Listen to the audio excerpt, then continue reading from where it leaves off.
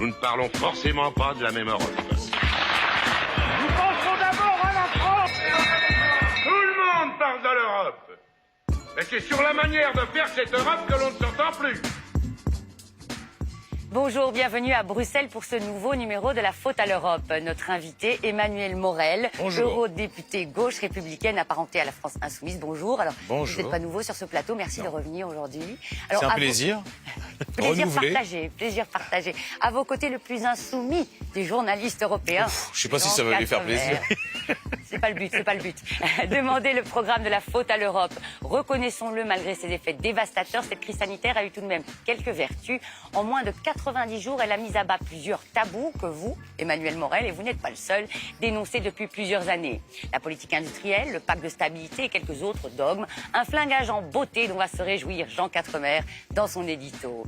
Un autre menhir est en train de trembler sur ses bases, celui de l'annulation de la dette publique. L'idée fait son chemin bien au-delà des cercles habituels des économistes et responsables politiques de gauche. Annuler tout ou partie de la dette publique détenue par la Banque Centrale Européenne, n'est-ce pas là la vraie solution pour relancer l'économie? On en discute dans quelques instants. Mais avant cela, allons voir ce qui s'est joué en coulisses entre Paris et Berlin ces derniers jours. Jean-Luc Mélenchon, le président de votre parti, dénonce régulièrement la soumission de la France aux décisions prises à Berlin. Il a de nouveau fait cette lecture au lendemain de la proposition franco-allemande du plan de relance.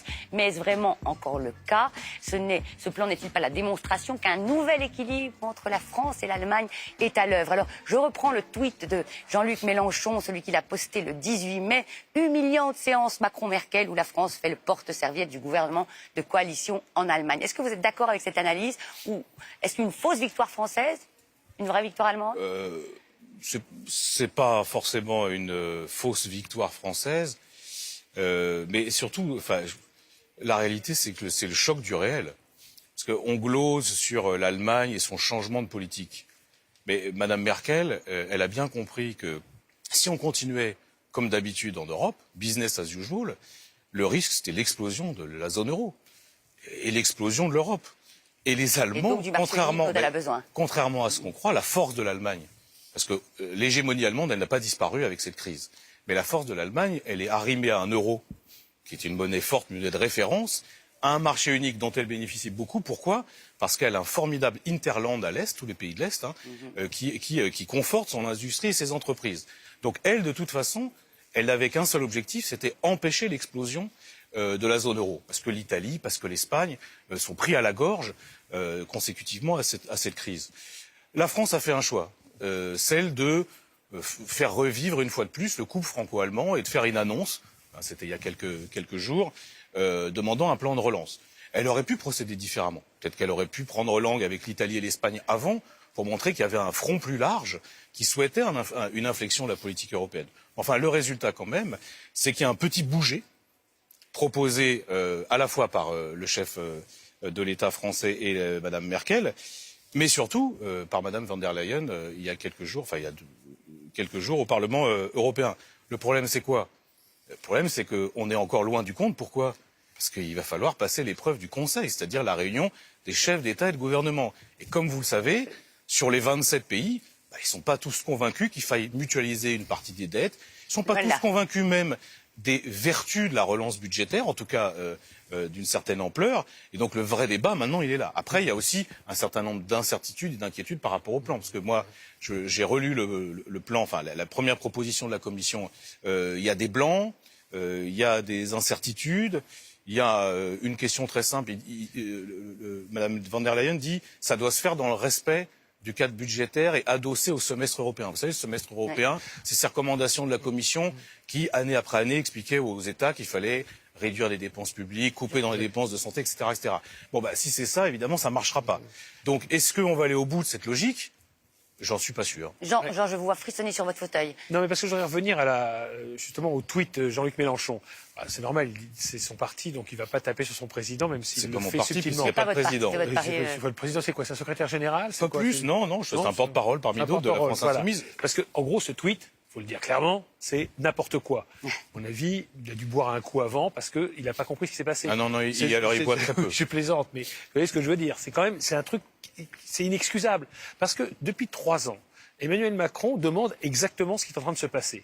Et là, pour le coup, le président de la République, dans ce secteur-là, c'est un sans faute qui a été oui, il a été d'une cohérence absolue, d'une cohérence totale et absolue. Rendons à César ce qui est Et il a à César, tenu, avec et il a pas du tenu, même bord. et il a réussi à tenir, il a réussi à tenir la relation franco-allemande, qui est absolument essentielle parce que sans accord franco-allemand, il n'y a pas d'accord au niveau Angela Merkel européen. aussi a tenu à ce couple. Mais bien sûr, il a tenu à ce couple. Et je veux dire qu'il est resté, alors qu'à un moment, il y avait des tensions qui étaient extrêmement fortes. Il faut se rappeler que, par exemple, en 2018, il y a eu l'accord de Meseberg, où elle s'était engagée à créer un budget de la zone euro, qu'ensuite, le ministre des Finances a démoli pièce par pièce. Oui, et aujourd'hui, il ne reste que strictement rien de l'accord de Meseberg. Donc c'est ça la réalité. Cette fois-ci, la séquence, elle a été quand même assez extraordinaire. La chancelière, le 13 mai, annonce au Bundestag qu'elle est d'accord pour faire une dette commune. Elle le dit, j'accepte une union de transfert pour sauver l'euro et sauver le marché intérieur. Ce que demandait la France depuis une lettre commune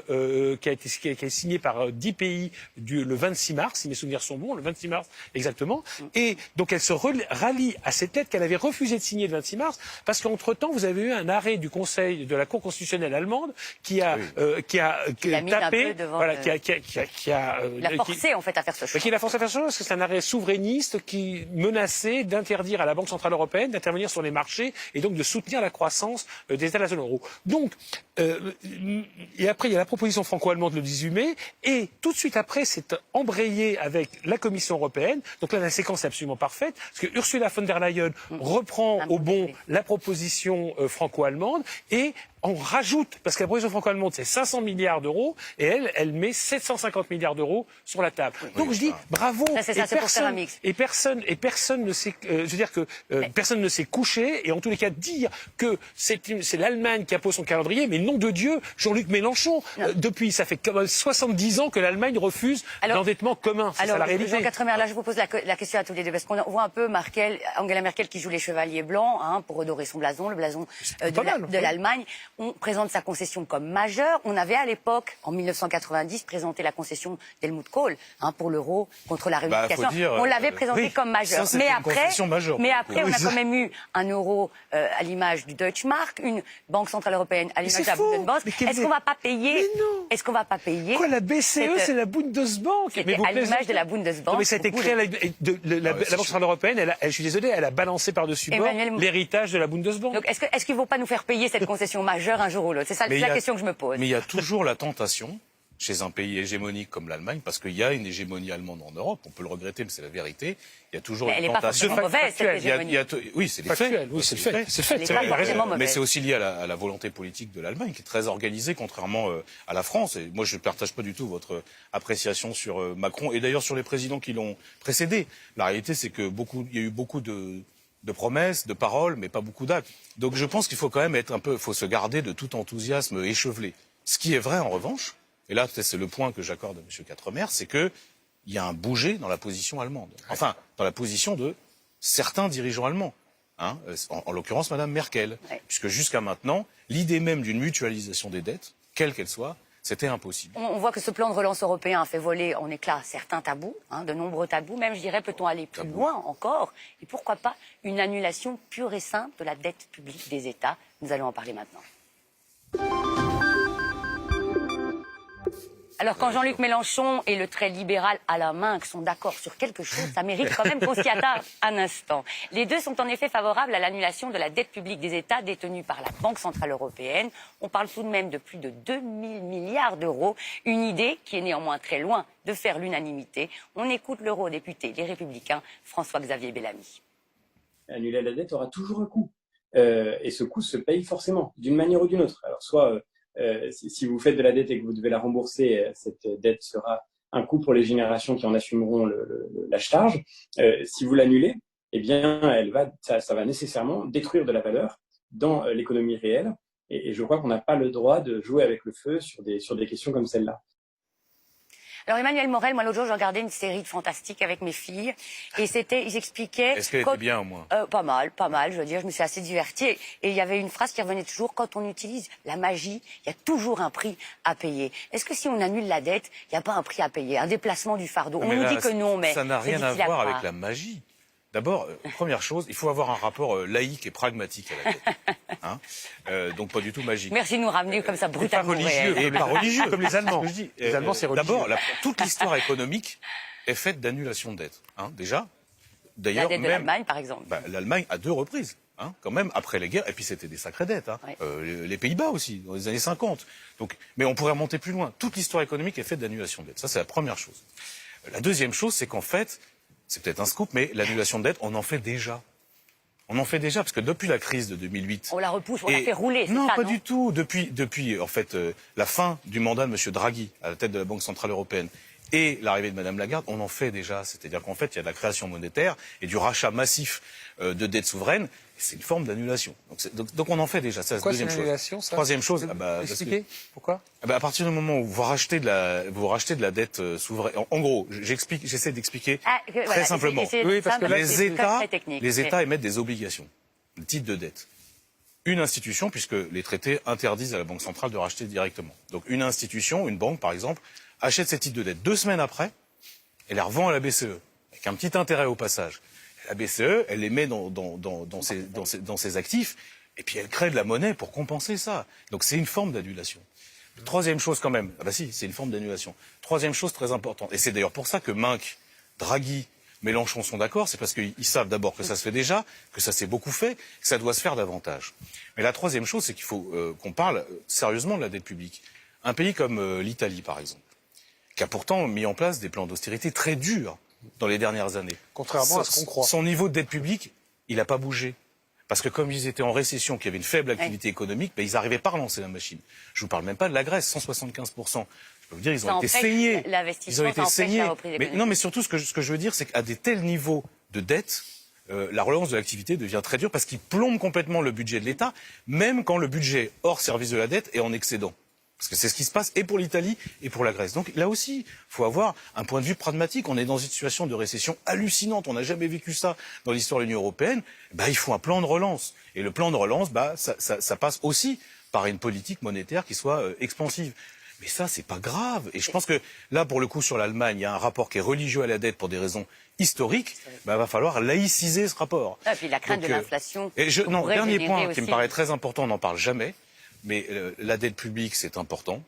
La dette privée aussi, c'est important. Parce que la plupart des grosses crises systémiques, ça vient de l'endettement des ménages et des entreprises. Et par exemple, la crise des subprimes aux États-Unis, c'est une crise de dette privée qui se transforme en crise de dette publique. Donc vous voyez que il ne faut pas se focaliser exclusivement sur cette question de la dette publique. Il faut avoir en tête que la dette privée, c'est très important. C'est pour ça qu'il faut relancer la machine économique. Parce que s'il y a beaucoup de chômage et beaucoup d'endettement des ménages, le château de cartes s'effondre complètement. Alors Jean, vous en pensez quoi, cette annulation de la dette? Sur la dette privée, c'est un élément important dans le cadre justement du fonds de relance. Parce qu'un des pays... Mais ça, on ne peut pas annuler. C'est la Hollande. Un des pays qui refuse le plus la dette commune, parce que, disant, elle gère bien ses finances publiques, ce sont les Pays-Bas. Or, les Pays-Bas, ce sont les champions d'Europe et sans doute les champions du monde, juste derrière les Norvégiens, de l'endettement privé. Et ça, personne n'en parle jamais. Or, c'est vrai que leur dette privée est un problème économique majeur. Donc, on ne peut pas rayer la dette privée. C'est pas pareil. J'aimerais bien que mon banquier raye ma propre dette privée, mais c'est beau lui en parler, il n'est pas tout à fait d'accord. Il y a l'inflation, qui aide un peu. Mais l'inflation n'est pas suffisante aujourd'hui pour effectivement pour dévorer nos dettes privées, hélas. Alors sur l'annulation de la dette publique, moi je pense que il faut faire. Je suis persuadé qu'effectivement, il y a un moment ou un autre, il y a quelqu'un qui paiera. Ça, on peut faire de l'annulation d'État à État, ce qu'on a fait par exemple avec les dettes. Mais vous pensez que le fardeau va se transformer? Voilà. Alors, tant que ça reste dans les banques... Les épargnants, la nouvelle génération, c'est ce que disent un peu les détracteurs. Mais non, justement, j'essaie de vous expliquer le contraire. C'est ce que j'essaie. Ça ne va pas coûter aux épargnants. Le problème.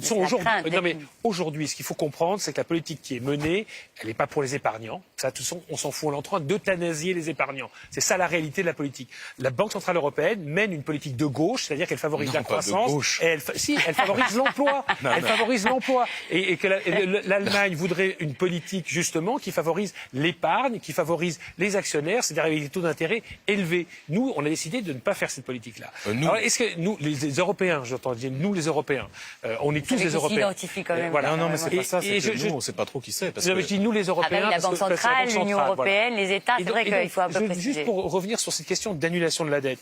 La Banque centrale européenne, le jour où on annule une dette, il faut savoir qui va payer? En France, qui détient de la dette, par exemple? Ce sont nos banques, ce sont les compagnies d'assurance, c'est votre assurance vie, etc. Donc si on annule une partie de la dette d'État, c'est-à-dire que c'est vos économies et votre banque, c'est qui finance l'économie qui est affaiblie. Il y a un moment ou un autre, il y a quelqu'un qui paye. Je veux dire, on peut pas, il n'y a pas quelque chose de magique comme ça. Oui, donc il n'y a pas de passe. C'est comme quand on dit l'hélicoptère monnaie, c'est très sympa. Ça, c'est encore autre chose. La monnaie hélicoptère. L'hélicoptère monnaie, c'est encore autre chose. Oui, mais c'est à chaque fois, on vous trouve de l'argent magique. Je veux dire, effectivement, là aujourd'hui, on est en train de s'endetter. On se dit, ah ben c'est de l'argent magique puisque c'est l'argent qui n'existait pas avant. Oui, mais c'est des dettes massives. Il y a un moment, il va falloir se poser la question. Comment on va faire pour rembourser? Et si on annule, effectivement, qui va payer en bout de chaîne? C'est-à-dire que tous les pays, on a fait de l'annulation, ça je suis complètement d'accord, mais c'était des périodes qui étaient pour les États extrêmement brutales. Il faut se rappeler ce qui s'est passé avec l'Argentine. Non, mais avec ce qui s'est passé avec l'Argentine. L'Argentine n'en est toujours pas sortie, ça fait 20 ans qu'ils n'arrivent pas à revenir à niveau. L'Allemagne, c'est un pays qui était quand on voit le totalement chômage détruit. qui va exploser, Mais je suis d'accord. la faim qui Mais oui, mais donc il y a de gens, on met 3 000, non? il y a 3 300 milliards qui sont mis sur la table là. Génial. D'abord, il ne faut pas comparer l'Argentine, qui en plus a été saignée par des plans d'austérité inouïs, et la situation européenne qui est un petit peu différente quand même. Et puis c'est pas le même marché, c'est pas le même poids économique, parce que l'euro, ça reste une référence. Mais oui, mais pour que ça reste une référence justement, il faut qu'elle soit crédible. Mais vous inquiétez pas, c'est le premier marché économique du monde. Donc de toute façon, on n'a pas de crainte que tout d'un coup l'Europe fasse défaut. Donc ça, c'est pas le sujet. Je reviens quand même sur un point, le problème de la Banque centrale. Alors c'est vrai que par pragmatisme, Draghi et Lagarde ont un peu changé. Mais dans les statuts de la Banque centrale, c'est marqué noir sur blanc. Ce qui compte, les objectifs, c'est la lutte contre l'inflation. C'est ça qui va pas. Parce qu'aujourd'hui, vous voyez bien que l'inflation n'est pas un problème. Au contraire, on est même menacé par la déflation. C'est pour ça qu'il faut changer les objectifs de la BCE. Ils le font de façon impressionniste. Et quand ils sont confrontés... Mais quand ils sont confrontés à des crises, ce qu'il faudrait, c'est que ça soit assumé par la politique européenne. Et c'est là qu'on a un débat avec les Allemands et c'est pas prêt de se solder. Je rappelle quand même que c'est 25, la BCE détient aujourd'hui 25% de la dette européenne dans ses coffres, 2600 milliards d'euros. Mais c'est rien du tout. Alors dans la série L'Europe met fin à ses vieux tabous, le prochain épisode pourrait s'intituler Faut-il enterrer le pacte de stabilité? Ce sera l'édito de notre tonton flingueur. Face à l'ampleur de la crise économique qui s'annonçait, il n'a fallu que quelques heures à l'exécutif européen pour suspendre la plupart des règles qu'il s'épuise habituellement à faire appliquer. Alors faut-il y voir un trop rare signe de lucidité politique chez nos technocrates européens? On écoute l'édito de notre tonton flingueur, Jean Quatremer. Moi, quand on m'en fait trop, je correctionne plus. Je dynamite. Je disperse. Je ventile. Les tabous européens sont éparpillés aux quatre coins de Bruxelles, façon Pulse. En moins de 2 mois, le pacte de stabilité budgétaire, les règles de concurrence, la politique industrielle, le désarmement commercial, le refus d'une union de transferts financiers sont tombés au champ d'honneur de la réalité, celle de la crise du coronavirus. Et on ne peut que s'en réjouir. Ce retour au pragmatisme est une excellente chose. Regardez ce qui se passe en Allemagne ou au Royaume-Uni. Du jour au lendemain, ces 2 pays chantres du moins d'État ont changé leur fusil d'épaule, nationalisant et déversant des aides d'État à qui mieux pour sauver leur économie. Est-ce choquant? Non.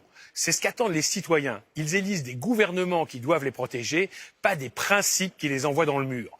Dans l'Union, jusqu'à présent, c'était exactement le contraire. Les principes tenaient lieu de colonne vertébrale d'une union dépourvue de gouvernement et de légitimité démocratique. On s'accrochait aux traités, ou plutôt à leur interprétation souvent téléologique, de peur que la construction communautaire ne s'effondre, tant les 27 ne partagent idéologiquement pas grand-chose. Les traités sont devenus des morceaux de la vraie croix, protégés par les gardiens du temple de la Commission. Mais le coronavirus, et c'est la seule bonne chose qu'il ait apporté, a tout fait voler en éclats. Sauf à couler l'Europe pour de bon, il a fallu bazarder par-dessus bord des anciennes croyances. L'équilibre budgétaire, contre-productif quand la récession va atteindre 10 à 12% du PIB. L'interdiction des aides d'État, inadaptée si l'on ne veut pas qu'il y ait des dizaines de millions de chômeurs. La dette européenne, nécessaire si l'on veut sauver l'euro et le marché unique, clé de la croissance de demain. La politique industrielle, indispensable si l'on veut adapter l'Union au monde d'après. La fin de la mondialisation heureuse, une question de vie ou de mort si l'on ne veut pas devenir le terrain de jeu de la Chine. C'est la grande leçon de cette crise. L'Europe doit devenir politique au sens le plus noble du terme et pas seulement juridique. On ne tombe pas amoureux d'un traité européen, on ne rêve pas de principes intangibles, on veut des responsables démocratiquement élus qui prennent les décisions les plus adaptées au moment présent. Alors visiblement, l'édito de Jean était assez à gauche pour que vous l'ayez adoubé. Je vous entendais, vous auriez pu l'écrire, vous me disiez. Est-ce que pour devenir politique au sens le plus noble du terme, comme l'a dit Jean Quatremer, pour vous, une des étapes doit passer par l'enterrement en beauté de ce pacte de stabilité qui était un des principes les plus intangibles au niveau européen? Non mais en fait, si je disais que j'aurais pu l'écrire, c'est parce qu'il parlait de la réalité à un moment. Et vous savez, comme disait Lacan, le célèbre psychanalyste, la réalité, c'est ce contre quoi on se cogne. Ben là, tous les idéologues de la Commission européenne et les dirigeants européens qui, en effet, ne juraient que par les traités, l'orthodoxie budgétaire, ils se prennent la réalité en pleine face. Oui. Et la réalité, c'est quoi? C'est la récession, le chômage de masse, la pauvreté, la faim, vous l'avez dit, dans certains pays. Ben, forcément, on se rend compte que tout ce à quoi on croyait de façon un peu religieuse, oui, la religion permettait quand même de cimenter, ça vous l'avez quand même tombe par terre. Votre... Et d'une certaine façon, c'est tant mieux. Mais M. Quatremer, il reste encore des progrès à faire. Hein. D'abord, attendons le résultat du Conseil. Première chose, sur le plan de relance. Deuxième chose, vous dites oui, la mondialisation heureuse, c'est terminé. Il faudrait en convaincre certains. Moi, je sors d'une commission, la commission commerce international. Monsieur Hogan, qu'est-ce qu'il nous explique? Il nous explique que il faut continuer à faire des traités de libre-échange comme avant. On est même en train, la Commission, de négocier un traité de libre-échange avec la Nouvelle-Zélande et l'Australie. C'est-à-dire des pays qui sont à 18 000 kilomètres de l'Europe. Qu'est-ce qu'on va faire? On va leur acheter du lait non, c'est de la viande ovine. Hein, alors qu'on a une crise de surproduction laitière en Europe, qu'on n'a pas besoin. Et puis surtout, on parle de Green New Deal et d'empreinte carbone. Je m'excuse, mais faire venir des tonnes de viande supplémentaires à 20 000 kilomètres de l'Europe, en termes d'émissions de gaz à effet de serre, c'est juste absurde. Donc là, il y a quand même des progrès à faire. De la même façon, donc sur le libre-échange, il y a des progrès à faire. Sur la lutte contre l'inflation, il va falloir qu'on convainque un certain nombre de nos collègues. Et sur l'orthodoxie budgétaire, là, de toute façon, d'une certaine façon, c'est terrible d'ailleurs, parce que c'est terrible et regrettable que ça soit un virus, une pandémie qui en soit arrivée, à les convaincre de ce que nous, on essaye de dire et de faire depuis des années. Alors, il va falloir en tirer les conséquences, mais soyons très vigilants, parce que pour l'instant, ce que je vois, notamment à droite de l'hémicycle, mais surtout même à la Commission, c'est que ils restent quand même un peu engoncés dans leurs certitudes anciennes. Donc on est très loin du compte. Alors on a vu quand même des changements. On entendait Christine Lagarde qui dit: je crois que les termes du pacte de stabilité et de croissance devront être revus et simplifiés avant que l'on songe à le réinstaurer. Donc vous pensez qu'il va y avoir une révision, ou qu'on va essayer de nous refoutre le même modèle je suis comme avant, comme tout à fait d'accord avec vous sur le fait qu'il y a des résistances. On le voit bien. Et là, Hogan que vous citez, c'est typique. Il y a des gens qui veulent recommencer comme avant. Mais le choc est tellement majeur. Et je crois que personne ne se rend compte de l'ampleur du choc. Moi, ce qui me sidère, pas encore. Je pense que ça va venir très vite. Mais je pense que non seulement les dirigeants, certains dirigeants ne s'en rendent pas compte. À la Commission européenne, ils vivent dans une bulle totale. Mais même nos citoyens, par exemple, en France, on est sous perfusion. Les gens reçoivent. Ceux qui commencent à perdre leur emploi, ils s'en rendent compte. D'accord, mais massivement, ils n'ont pas perdu leur emploi. Pour l'instant, ils sont indemnisés par le chômage. Et ça va arriver. C'est fini au mois de juin. Oui, mais les indépendants, ils sont déjà. Oui, mais ça finit au mois de juin. Donc les gens vivent encore dans un peu cotonneux. Et quand on voit que encore 55% des Français sont prêts à rester confinés, je veux dire, réveillez-vous. À la fin de l'année, c'est là où on va se prendre le choc, mais total, au mois de décembre. Pourquoi? Parce que les entreprises vont commencer à faire faillite et l'effet de chaîne va s'enchaîner. Donc, je veux dire qu'on n'a pas encore compris ce qu'est une récession de moins 12 et moins 15%. Mais ça va vite arriver. Quand on va voir la misère dans nos rues, parce que c'est ça dont on parle. Les 3 mois de confinement vont pousser des gens à mourir de faim. Enfin, regardez les restos du cœur, comme on disait, qui accueillent des nouveaux... Allez voir dans n'importe quelle ville, il y a des gens qui étaient de la classe moyenne, qui ont déjà perdu leur job, on leur donne à manger, en Espagne, on donne à manger aux gens. C'est un truc dramatique. Non, c'est dramatique. Donc, ils résistent encore, mais ils ne vont pas résister longtemps. Parce que, encore une fois, c'est comme une guerre mondiale, ce qu'on est en train de vivre. C'est une guerre mondiale. C'est cataclysmique. Donc oui, il y a des résistances, mais je peux vous assurer que ces gens vont être balayés par l'histoire. Moi j'adore parce que vous êtes là, où ça réveille l'homme de gauche qui sommeille en Jean Quatremer. Au moins ça revient à ça. Mais il faut quand même... D'abord, la récession va être d'une violence inouïe. On annonce un chômage multiplié par 2 d'ores et déjà. Oui. En France, idem en Espagne, idem en Italie. Donc ça va être ultra violent. Et ceux qui pourraient continuer, parce qu'il y en a qui ont la tentation de dire Ouais. il faut couper dans les dépenses publiques, il faut faire des plans de réduction des dépenses de l'hôpital et de santé. C'est ce qu'on entend depuis 10 ans. Ben, non seulement ils vont se prendre les citoyens dans la gueule, mais le risque, pour nous qui sommes européens, c'est quoi? C'est qu'arrivent des mouvements nationalistes d'extrême droite et qui disent tout ça, c'est fini. Donc, je veux dire, parce que généralement les crises dans l'histoire, ça peut mal finir. On sait que ça peut mal finir. absolument. Donc, si on n'a pas en face des Européens qui Une réaction ont envie massive et rapide, il faut. massive, rapide et qui changent par rapport aux dogmes qui sont là depuis 10 ans et qui nous ont menés à la catastrophe. Donc, cette prise de conscience, elle aura-t-elle lieu? Je n'en sais rien en vérité. Parce que je connais les pesanteurs aussi. Je connais certains dirigeants européens qui sont encore dans le monde d'avant la crise, hein, et qui réfléchissent comme business as usual. Et je peux vous dire que dans la Commission, il y en a pas mal aussi. Il y a pas mal. Alors, Donc, il va falloir qu'on construise un rapport de force. Je pense que les citoyens nous y aident parce qu'eux aussi aspirent à un changement radical et profond. Puis surtout, ils ont peur. Hein. Ils ont peur pour leur logement, ils ont peur pour leur emploi, ils ont peur pour leurs gosses. Encore une fois, c'est terrible qu'il ait fallu attendre une crise d'une telle ampleur pour changer profondément l'Europe. C'est un peu sur ce constat préoccupant que, hélas, nous allons devoir clôturer cette édition. Merci beaucoup, Emmanuel Marouel, d'être venu. Merci à vous, Jean. Merci aussi à Hugues Baudouin, Alexandre Rougier, David Brasseur et aux équipes du Parlement européen sans qui rien ne serait possible. On se retrouve la semaine prochaine pour un nouveau rendez-vous de la faute à l'Europe. Nous ne parlons forcément pas de la même Europe.